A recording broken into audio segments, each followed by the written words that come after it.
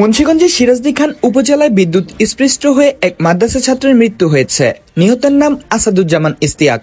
তিনি শ্রীনগর উপজেলার তন্তর ইউনিয়নের সুন্দরদিয়া গ্রামের সিঙ্গাপুর প্রবাসী জাকির হোসেনের ছেলে।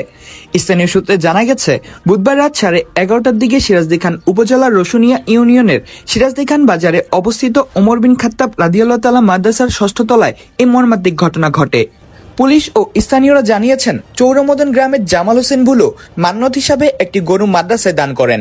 গরুটি 6ষ্ঠ তলায় নিয়ে জবাই করার সময় ইশতিয়াক দুর্ঘটনাক্রমে মাদ্রাসার টানা বৈদ্যুতিক তারের সঙ্গে জড়িয়ে গুরুতরভাবে আহত হন এবং অচেতন হয়ে পড়েন।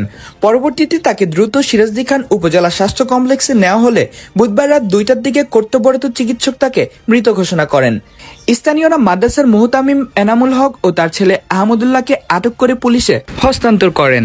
সিরাজদি খান থানার ওসি আবু বকর সিদ্দিক জানান, মরদেহ ময়নাত তদন্তের জন্য মুন্সিগঞ্জ জেনারেল হাসপাতালে পাঠানো হয়েছে। এছাড়া মুহতামিম ও তার ছেলের বিরুদ্ধে আইনগত ব্যবস্থা গ্রহণের প্রক্রিয়া চলছে। এই ঘটনায় এলাকাবাসী গভীর শোক ও উদ্বেগ প্রকাশ করেছেন। অনেকেই বলেন, অনিরাপদ বৈদ্যুতিক ব্যবস্থার কারণে ছোট্ট প্রাণটি এত অকালেই চলে গেল। আমাদের শিক্ষা প্রতিষ্ঠানগুলোতে নিরাপত্তার ব্যবস্থা অবশ্যই জরুরি। কামরুল হাসান সাফিন, মুন্সিগঞ্জ টিভি।